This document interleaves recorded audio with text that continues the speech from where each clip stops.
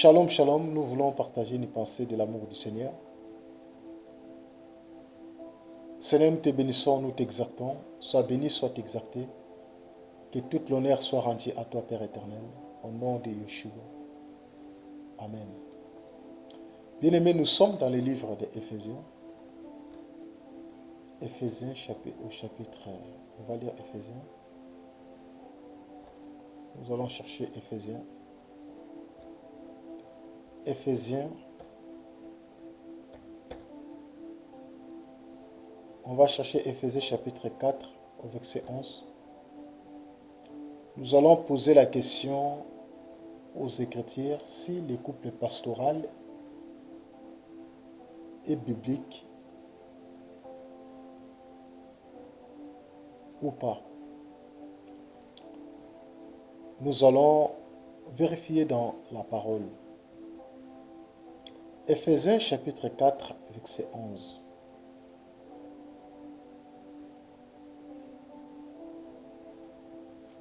La parole nous dit, et il a donné les uns comme apôtres, les autres comme prophètes, les autres comme évangélistes, les autres comme pasteurs et docteurs. Au verset 12, il a dit, pour le perfectionnement des saints en vie, des lèvres du ministère et de l'édification du corps de Christ, du corps de Machia. Voyez? Nous voyons les Éphésiens chapitre 4 au verset 11, où la parole nous parle que le Seigneur nous présente les 5 dons ministériels qu'il a donnés, il a fait aux hommes. Il a donné les uns comme apôtres, les uns comme prophètes, les autres comme évangélistes, les autres comme pasteurs et docteurs. Mais pour un seul but, la parole dit, c'est pour le perfectionnement des saints en vie, de l'œuvre du ministère et de l'édification du corps de Machia. Voyez le but que le Seigneur a donné, les 5 dons ministériels aux hommes. C'est pour préparer les saints en l'enlèvement de l'Église. Voyez. Donc, les 5 dons ministériels, c'est le ministère de l'autorité que le Seigneur a donné aux hommes.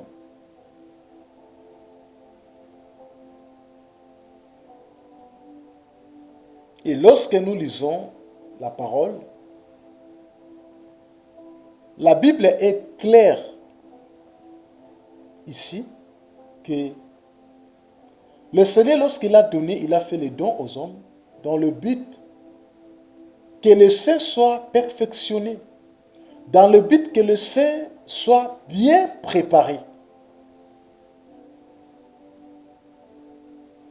Donc le Seigneur ne donne pas, il ne donne pas en vain. Donc si le Seigneur donne un ministère, ça veut dire qu'il donne ça pour un but.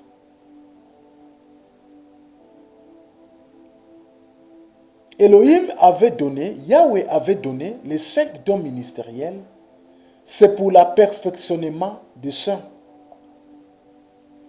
Et la question que nous nous posons aujourd'hui, si les couples pastoraux existent dans les Écritures, ou si le couple pastoral est biblique.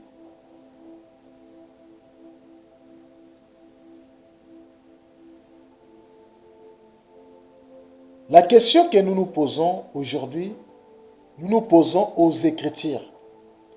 Parce que la Bible a toujours raison. Yeshua a toujours raison. Dans la Bible, si nous retournons dans le livre de Genèse, si nous retournons dans le livre des commencements, le livre de Genèse, on va lire Genèse. Genèse chapitre 2.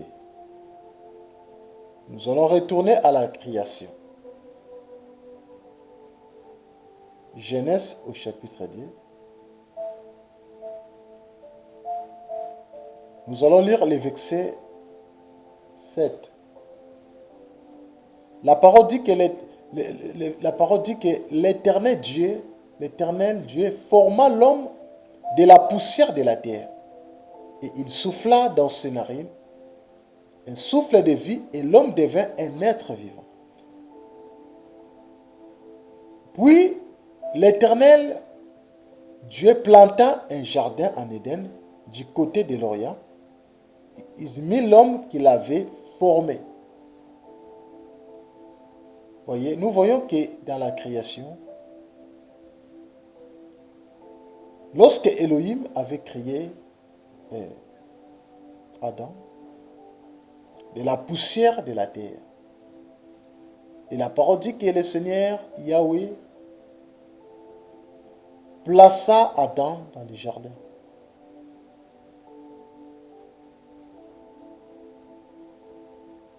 Il a placé Adam dans le jardin d'Éden. Et Elohim lui-même décida. Il a dit, il n'est pas bon que l'homme soit seul. Elohim avait formé la sœur Ève.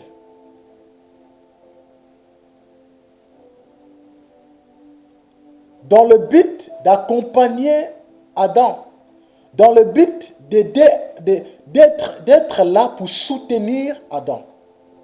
Vous voyez? Donc là, c'est le premier couple qui est dans la Bible, selon la parole. Ève est semblable à son mari.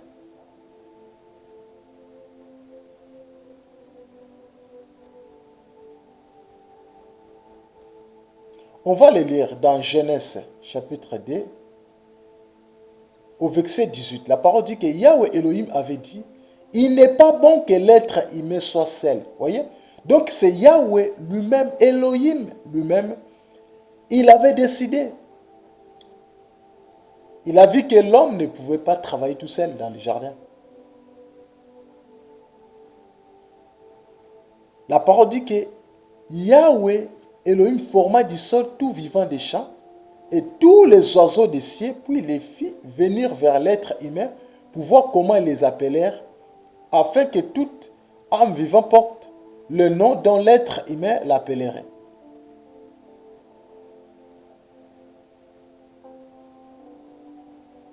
Et la parole dit que tout vivant des champs, mais pour l'être humain, il ne trouva pas d'aide qui fit son vis-à-vis.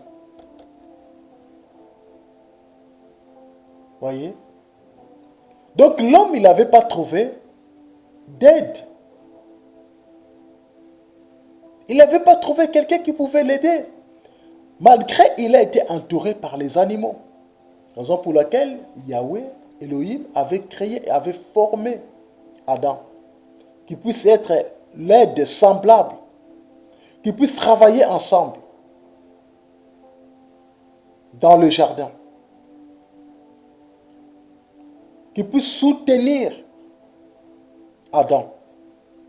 Mais cela ne veut pas dire que Ève, il avait le même titre qu'Adam. Elle avait le même niveau avec Adam.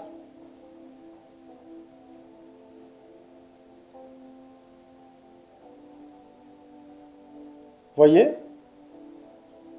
Donc, lorsque nous voyons, on va donner encore un autre exemple. Comme étant le couple d'Abraham et Sarah. Voyez? Donc, dans la parole, nous avons pas mal de couples. Il y a des couples d'Abraham et Sarah. Dans Genèse chapitre 21, verset 5. On voit le modèle aussi de Sarah et Abraham. Et aussi, ils étaient en couple. Mais aucun jour, Sarah avait pris la place d'Adam. La place d'Abraham. Sarah ne pouvait pas se mesurer avec Abraham. Sarah, elle était à sa place. Et Abraham était aussi à sa place.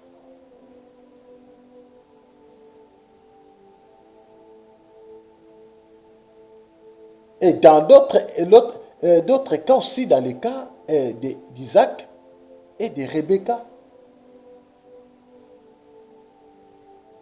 Vous voyez, ils n'avaient pas les mêmes hauteurs, même niveau.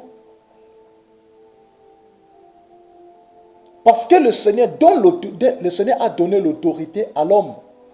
C'est l'homme qui devait diriger, c'est l'homme qui devait ordonner. Parce que quand l'ange de l'Éternel venait parler, l'ange, il descendait, il ne parlait pas à la femme, mais l'ange parlait à l'homme. Dans le cas d'Abraham, l'ange de l'Éternel avait parlé à Abraham. Dans le cas d'Adam, c'est la même chose. Et nous voyons l'union, le couple de Juda et Tamar. Nous voyons encore le couple de Ruth et Boaz. Et d'autres couples, le couple de David et Abigail.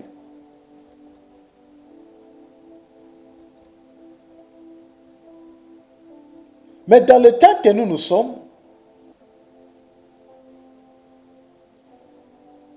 lorsque nous parlons de couples pastoraux, selon la parole,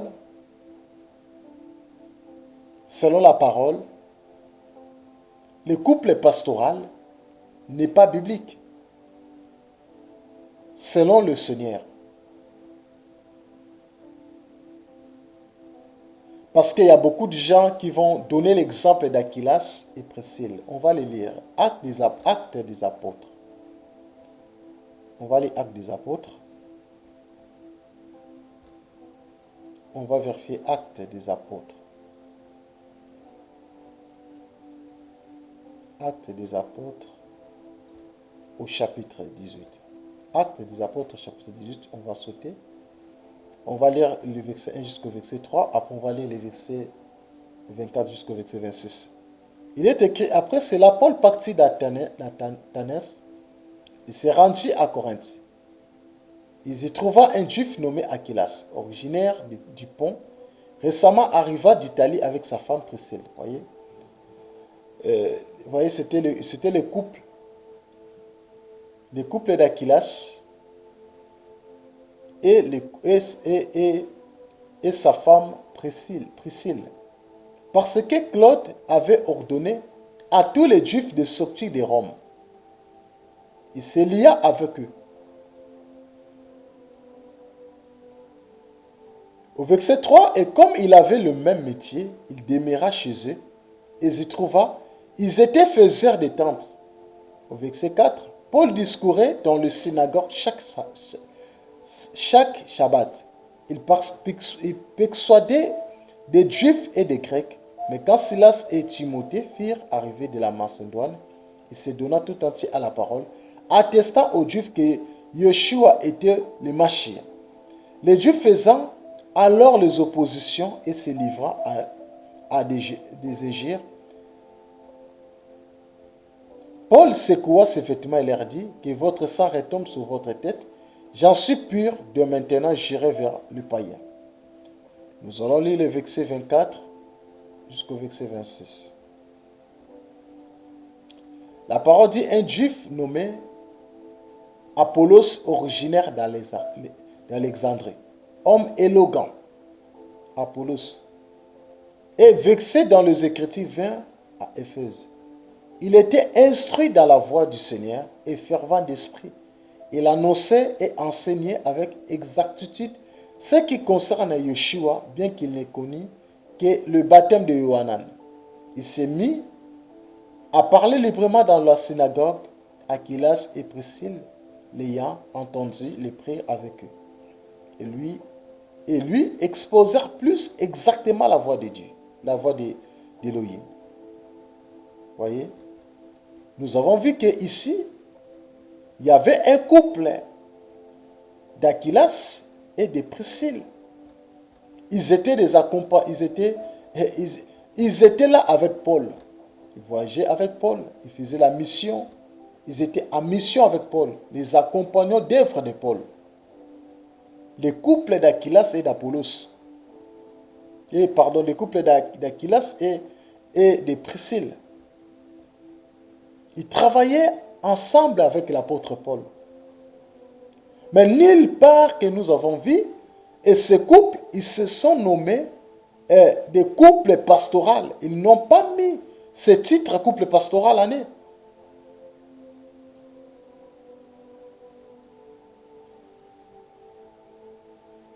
Et les apôtres aussi, ils avaient leurs femmes. Mais pourquoi pas les apôtres, ils ont nommé leurs femmes apôtresses? Le ministère pastoral, c'est le ministère où beaucoup de gens veulent profiter de ce ministère. Beaucoup de gens, ils ont la facilité de manipuler les gens à travers ce ministère. Je ne sais pas si parce que ça sonne bien, et les gens, ils aiment ça.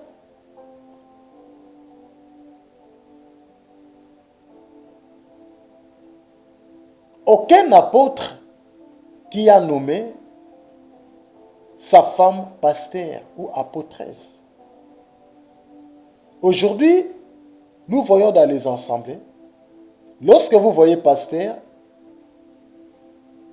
vous voyez un homme de Dieu qui a le ministère pastoral, directement, ils vont donner le ministère pastoral à sa femme, à son épouse. Or, ça n'a rien à voir avec la parole. Dans la Bible, nulle part on a vu les couples pastoraux. Les couples pastoraux n'existent pas dans la parole.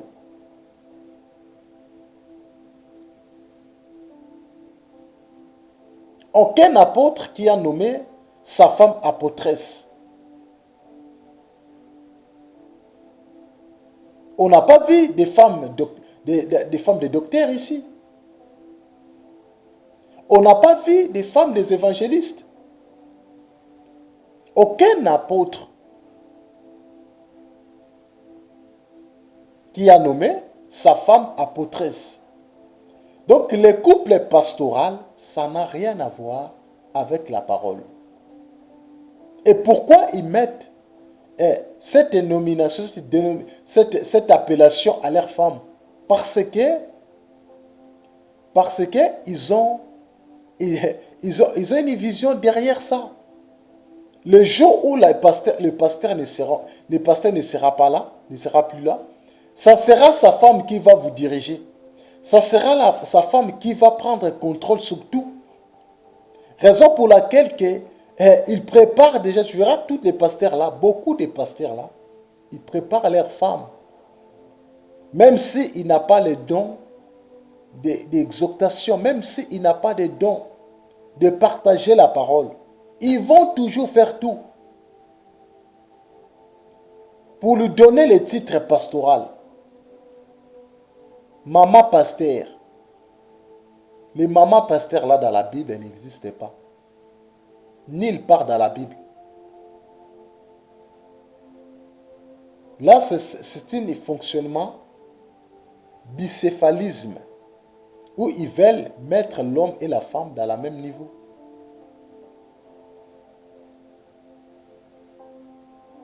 Ça n'a rien à voir. Dans les 5 dons ministériels, le Seigneur a fait les dons aux hommes.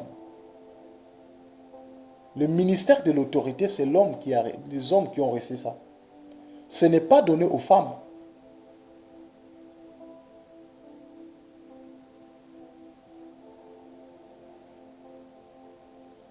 La femme ne peut pas donner la sémence.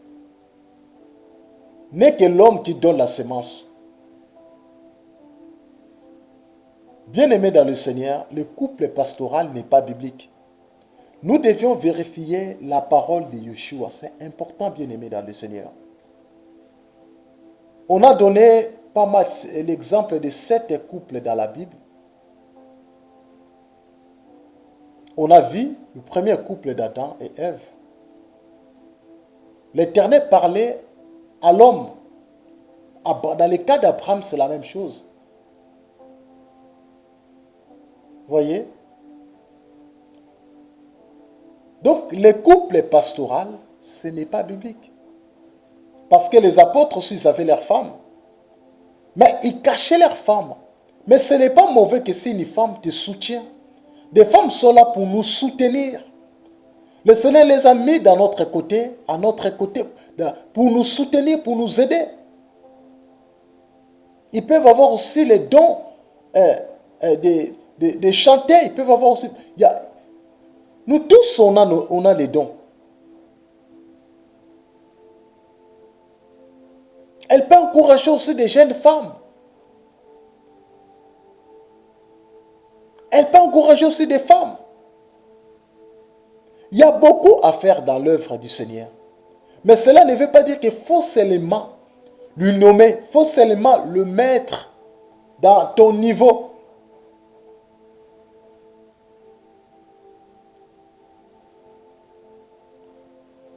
Les couples pastoraux n'existent pas dans la Bible. Nous devons vérifier les Écritures bien-aimées dans le Seigneur. Soyez encouragés. Au nom de Yeshua, vérifions les Écritures.